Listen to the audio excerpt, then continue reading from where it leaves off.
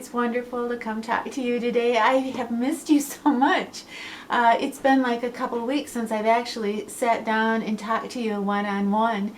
Last week I had so much fun going to the thrift store, and thank you so much for going with me. And I love it when you tell me that you go to the thrift store and you tell me the things that you get.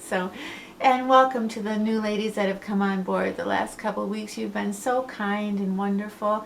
I've loved your comments and your personal messages. You know, I was watching a couple gals that I love and respect on YouTube, and Kathy A. and Laura from Shake Up Makeup, and they were raving about the Milani Conceal and Perfect foundation.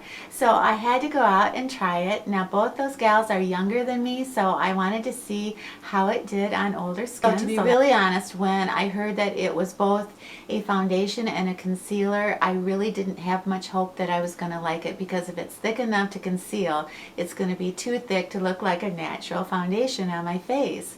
So I was kind of predisposed not to like it. So I drove everywhere and it was all sold out, and finally a couple weeks ago I got my hands on it. It is such beautiful packaging, and it comes in a pump. It's a medium to full coverage. The base of the makeup is oil free, so it dries down to a very nice matte finish, and it will not let any of the oils of your skin break through and make you look shiny. And it also has a really funny claim, at least for me.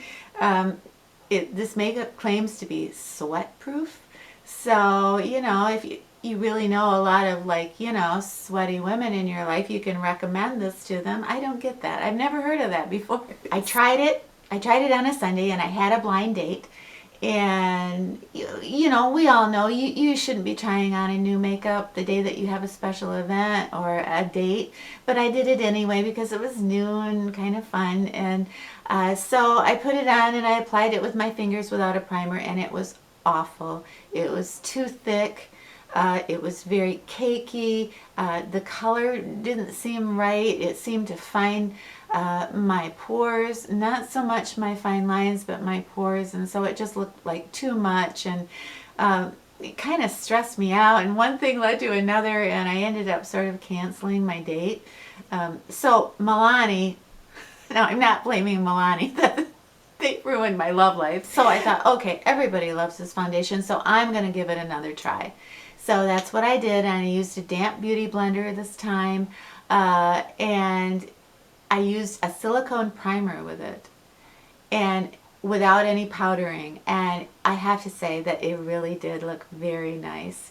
And it's really interesting because in using the damp beauty blender, it did seem to give me a more even tone. It did seem to sheer it out. It gave me a lot of coverage, probably coverage that I didn't need. So this makeup is so interesting because the longer it stays on your skin, the better it looks, at least for me. So actually 2 hours later, this makeup looks better than it did when I first put it on. So I'm not quite understanding that, but I love the way the makeup sets up. I love how it stays all day, and that I don't have any oil problems. I'm not shiny, and it doesn't seem, even though it's full coverage, it doesn't seem to age me. So I didn't use, I'm wearing the makeup today, and I did not use a concealer underneath my eyes, and that's probably the first time I've ever been in front of a camera without using a concealer. I did use this as the concealer. So my thoughts on that foundation is that the older you are and the drier your skin is, the less you're going to like that makeup. So I have a feeling that I am right on the cusp of being able to wear that foundation. And you know, there are certain foundations you wear for certain things. The Milani 2-in-1 foundation is not a foundation I would wear if I had to meet friends and we were going on a boat ride, you know, in Saugatuck, or I was going to meet my friends at the beach. I wouldn't wear that foundation in a million years. It's just, the coverage is just too much. But if I had a wedding to go to, if I had any type of event where there was going to be a lot of photographs taken, yeah, absolutely I would wear that foundation. So I would say absolutely, you know, it's $10, you know, give it a try. If it doesn't work, you can always take it back. But, you know, Laura said to me, you know, boy, I'm saving a lot of money on concealers, and I can actually see her point. There are times where you are going to, you know, want to probably highlight underneath your eyes with a lighter concealer. But, yeah, I was kind of surprised.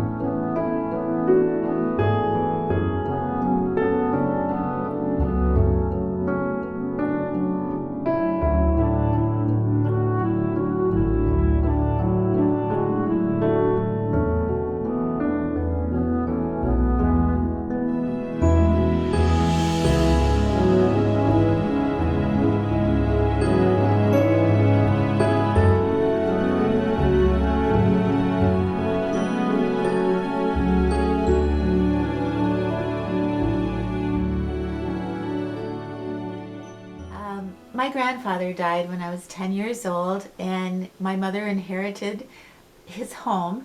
And so me and my mom lived in this house by ourselves, and she worked 2 jobs. So all I had in the house to keep me company was a piano and a TV. And I remember in the summer, I was mesmerized watching the Republican convention and the Democratic convention. And I remember listening to those speeches, and even though I probably understood about half of the words they were using, I was mesmerized. And the politicians, they kept me company, and they were endearing to me on both sides. And the message that I heard as a child was that if we try hard enough, we can do anything we want, and our best days are ahead of us. And we live in the greatest country in the world. And so they were very positive messages as a child. Those politicians, they were like my dad. They were all my dad. I mean, they kept me company and they inspired me. And when I was 12 years old, Robert Kennedy came to my town here, and he was downtown, and I took a bus with my friend Barb, and we got there early, and so I was right in the front row, and I could reach out and touch Robert Kennedy. I mean, it was an amazing day. I will always remember it, that those politicians on TV that I admired and I listened to as a little girl, that I actually, they weren't on TV. Robert Kennedy was right in front of me, and as a child, that was just such an amazing thing to internalize. It was an amazing day. So the words became very important to me, and I honestly did believe that it was important to step outside the circle of yourself, and that if you worked hard enough, that you could make a difference in this world, and that there were values and things worth fighting for. And I guess what I was just sharing is that I don't feel a tremendous bitterness, but more of a wistfulness about it all. So I hope you have a wonderful week. And I hope you do a lot of really great fun things. And when you're done with everything, come back and see me, okay?